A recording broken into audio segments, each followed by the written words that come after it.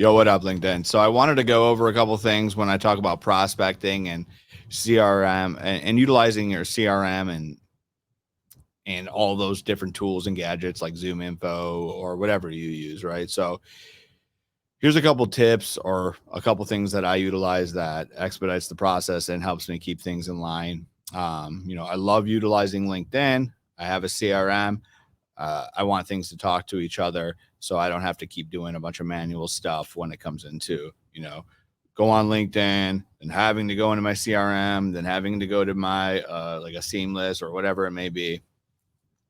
All those things are going to talk to each other so I can drive it through at least one platform, or if not, uh, you know, again, I can hop on a couple platforms, but as long as like everything's talking to each other and I can look at that and it gets back into my CRM, I'm happy. So let's go. All right. We're going to go over this Sales Navigator. So I'll jump into Sales Navigator, right? And before I get into this, if you purchase mastering the front end of the sales process, I break it down into buckets. I break, companies. So for instance, whatever your typical target customer is, you don't know if it's a qualified lead or not, right? So it's still in that need to qualify. So need to qualify. Once you do qualifying cold calls to qualify, meaning it fits your criteria of what a target customer is, then that goes into qualified. So we're going to go to accounts. So I build it out here, right? And again, this talks anything I add on here, I have it integrated with. It was LeadJet, but I think it's Surf now. Yeah, Surf. But it kicks it back into. I use Pipedrive. So, but we're gonna build this, right? So easy, right? You're gonna create an account list, and it's gonna be called need to qualify NTQ, right? All right, so then we're going to go into there. You want to search for accounts. So let's just do this. You can play with this, but let me go here. I like to use head count. Let's go a little higher. Let's go headquarters locations. I like to be a little bit specific. You can put United States, but that's tons of companies. Let's break it down into little like chunks, right? So let's just do Washington. And let's just do food and bev.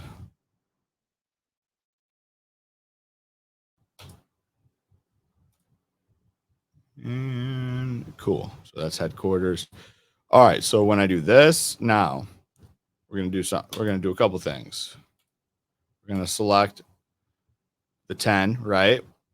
And then we're going to save to list. And we're going to save that into the need to qualify because they need to be qualified. We just know that, again, I want to target food and beverage companies in Washington that have a, company headcount of 200 to 500 people. And this is what came up. So we're going to press need to qualify, and it's saved to that list. Now when you go to that need to qualify, these are going to be in there, right? So you can now export to CRM. You could have did it from that page, but you're going to export it. So again, these files, you got to do some data mapping. It's super simple. It sounds crazy, but I have it. My labels are labeled out in there. So again, this CRM or this LinkedIn talks to Surf, and Surf talks to my Pipedrive, and those labels are already mapped out into, as you'll see. So I'm going to put export to CRM.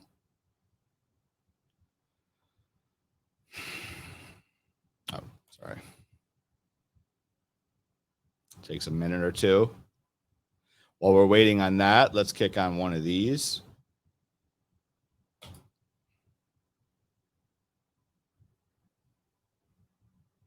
Now, these are like these are things that I like to look at, right?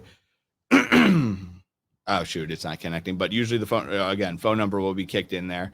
But again, so when I'm asking questions, so you got to put this in, obviously, need to qualify that label before I update it in CRM. So now when I start qualifying, right, when I call, I like to utilize LinkedIn.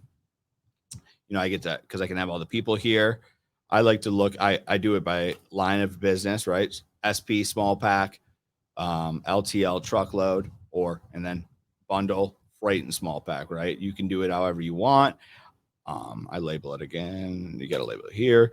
And then I like to do transportation breakdown. So you'll see on some of my I'll show you on some of my qualified leads how I do that. And then it also tracks my total activities, email message count. You can do it by phone message count, notes, revenue, state, activities you've done, all that good stuff. And again, I'm going to show you how it goes over into my Pipedrive or CRM. But let's do this. Let's go back to accounts. Let's go to qualified. These are all demos. Well, actually, these are pretty qualified. But anyways, as you'll see, where are we at here?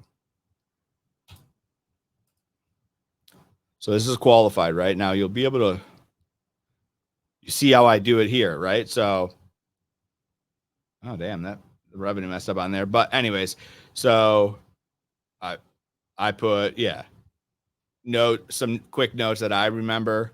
Line of business is going to be LTL and truckload. Label obviously qualified. So the transportation breakdown. This is what I just do is, so LTL, to me, I look at this and I say, okay, cool. LTL 2.5 million. LTL means just by itself is direct, right? So LTL, they use 9 LTL carriers direct, and roughly around $2.5 million goes to 9 carriers direct. Then they use 6 3PLs, which is about $500,000 annually in spend. And then they utilize one single truckload direct carrier. So that's how I break it down into my, that's what I look at, right? So if you look at this, you can, again, I like to use LinkedIn and stuff like that. But now watch, if you wanted to go to your CRM, boom, I'm in my CRM. Everything's updated. Notes. Boom. So everything's updated. So super simple, super organized. Again, these are just, I'm not going to show you guys my pipeline, but I break it down by like this. You'll see need to qualify, active hot, and then qualified, right? So if we look at qualified, again, you'll see is I do it.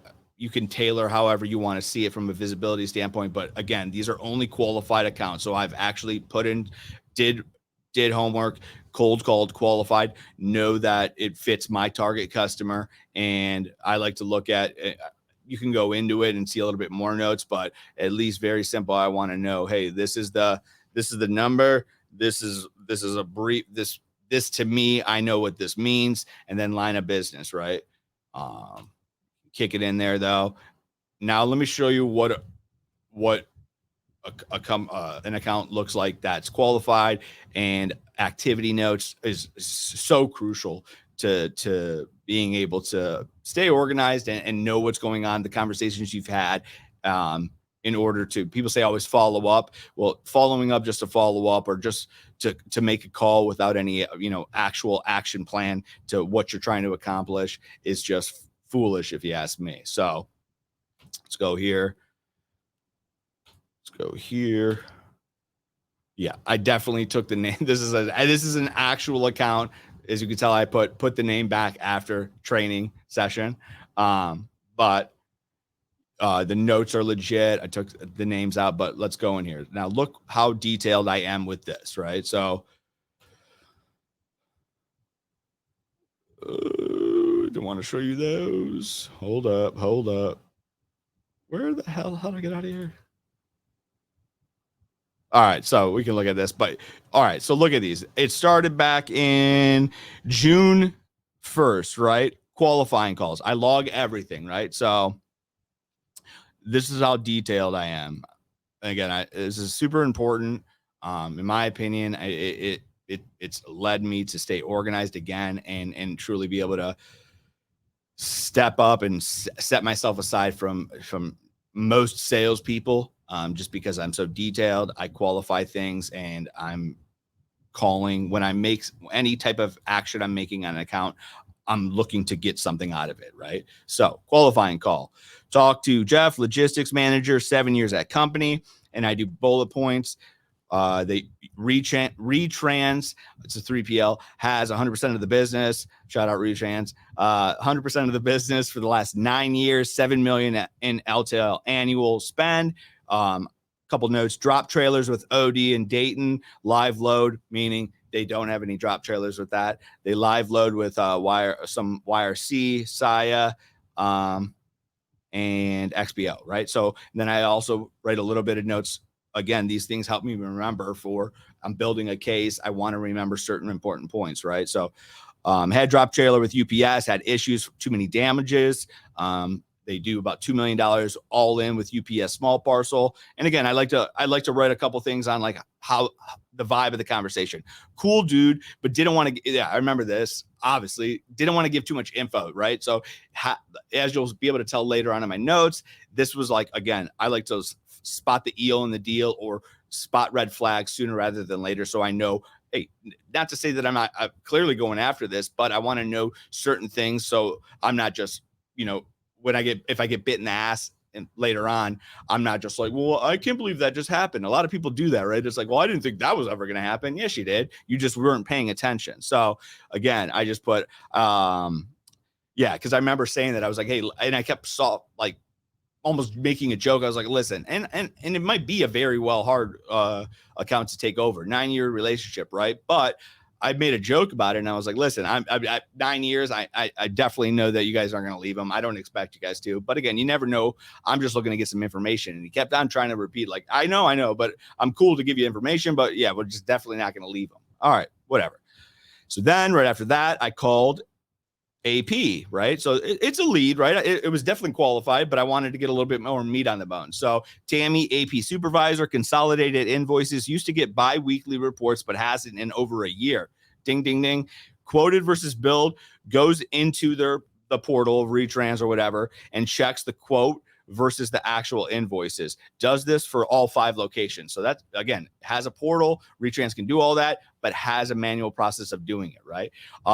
They tie freight cost into their pricing model, but have not updated or checked. So she was telling me that that's a big flag, right? Because again, allocating freight pricing is crucial when it comes into, making sure that the goal would be to break even, right? So you don't have to pay for transportation costs, but let's face it, in a perfect world, that'd be great, right? But at least at very minimum, spending the least amount you have to on transportation by allocating your freight properly or the most accurately you can without like losing customers or whatnot. So they're actually just tacking on 20% as a cost of the sale across the board. So they don't, like she said, she doesn't know if it's been forever since they even looked at that pricing model, so they could be losing a ton or whatnot. But again, she's just the AP supervisor, so she's just kind of making these reports.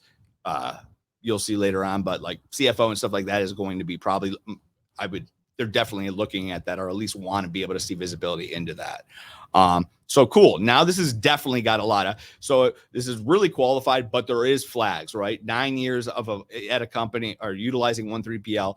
That's a huge flag. And again, I'll take the chance because of certain things like this, but I don't have my hopes aren't high, but see how detailed I am with it. Disco call, NA. So I called the president. So it all started on the 7th, June 1st, June 3rd, qualified, June 6th. I'm calling the president, did not leave voicemail, called Eric, left voicemail. I do these voicemails where I'm just like, sometimes you can get burned with it, but I'm just like, hey, it's Mike Nemi. What's up, Eric? My name's Mike Nemi. Give me a buzz back. Or Eric, it's Mike. Give me a buzz back. Leave my number, right? Like there's a million Mikes. It works. Some people laugh it off. Some people are like, did you just fucking do that on purpose to get me to call you back? Either way, it works for me. But again, it has backfired. So if you're one of those people that are going to cry if someone tells you to fuck off, don't do it. That was the 8th at 7:30 in the morning. Boom. So June 10th, disco call, meaning I was calling to get an appointment, called Eric on his cell phone at 5:15. answered it. But decent, and I made a note, decent dude, but it was a Friday at 5:15 p.m. Said ping him Tuesday morning. So now make a note. Now I got to ping him, right? Tuesday morning, 9:30. LOL, no answer. I mean, who knows, right? But left a voicemail, made a joke. Hey, it's Mike, the logistic guy who called your cell. Just calling like you asked me to, right? Nothing. That was June 14th. So June 17th, I actually wrote a handwritten letter to Eric, and then with a couple details of like how I spoke with Jeff, Jeff, their logistics manager, and Tammy. And then they, just basically high level of a couple things that is wrong, letting them know that I did some homework and that I'm just looking for 15 minutes just to look at this thing from 10,000 feet up. Side note, there's a new VP of ops.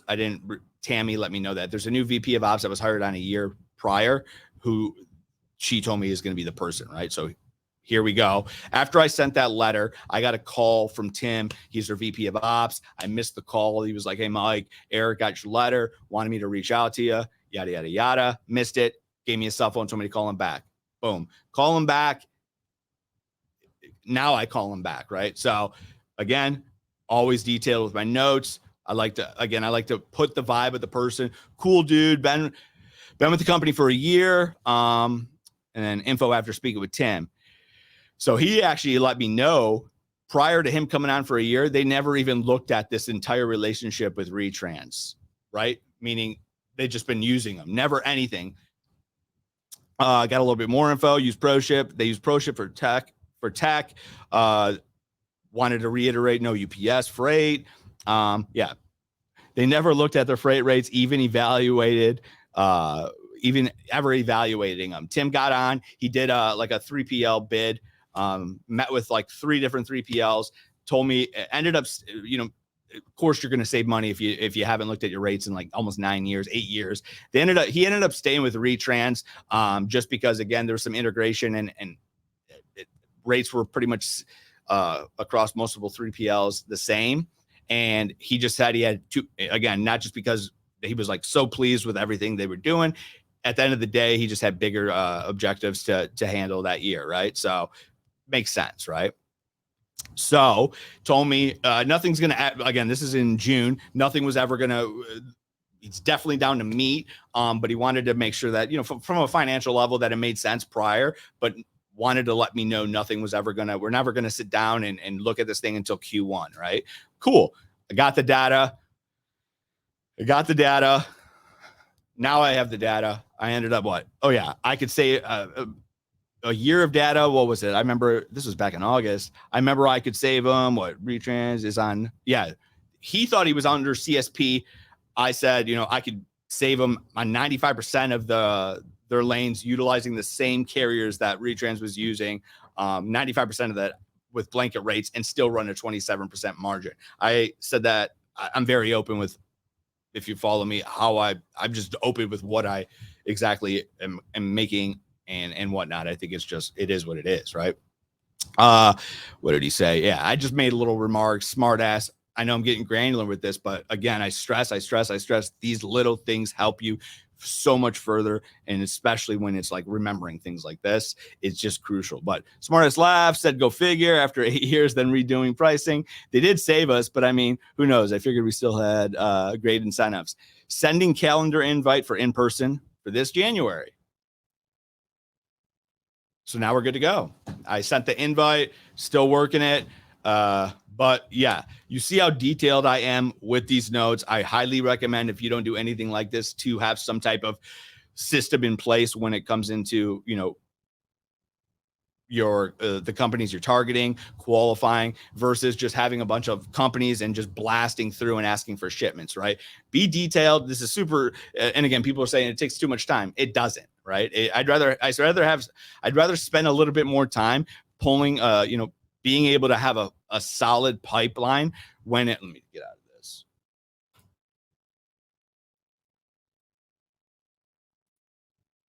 Have a solid pipeline when, 50, 75 actual qualified leads that I was able to uncover challenges inside that company versus just 1,000 companies where I'm just ripping dials, right? I'd rather spend a month building out my qualified opportunities so then I can get ready just to, again, go after those, and knowing, hell, just from a confidence level, whether they take my meeting or not, just knowing that that I know for a fact they're having challenges, and whatever they're doing, I could solve from a financial standpoint, from an operational standpoint, whatever it may be. That confidence alone is it just beams off you, right? Whether they take my meeting or not, it's just, you feel sharper. You feel like at least in my opinion, I feel like, okay, I did my job. Now I'm confident. I know I can help you.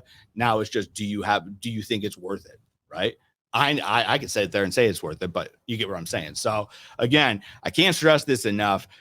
From someone that is extremely ADD, I live and breathe by my pipeline, my CRM. I'm everything's a mess. This isn't, and it's just crucial to your success. And again, there might be people out there that are like, I don't need it. Okay, cool. Maybe you're the one-offs. I don't know. But personally, I would rather be the person that's dialed in, knowing exactly, what my pipeline looks like, the opportunities I have are qualified, and I know for a fact I can bring value inside that company. Again, whether they take the value or not, whether they think it's value or not, I did the homework. I'm confident. I'm calling in there, and keeping a detailed roadmap throughout that process is just, again, following up and being persistent is great, but having little notes like that just leaps and bounds above everyone. Just being able to say, oh yeah, that one thing you said, right? So just having that trail or roadmap to that. So again, master the front end sales. Real is rare. Go get it. Don't get it.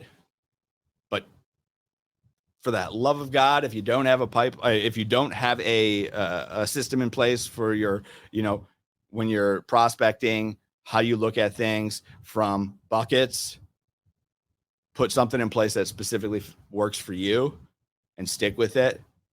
It's going to change it's like night and day. So that's my rant. As always, keep it real, or TikTok dance and don't. But either way, peace.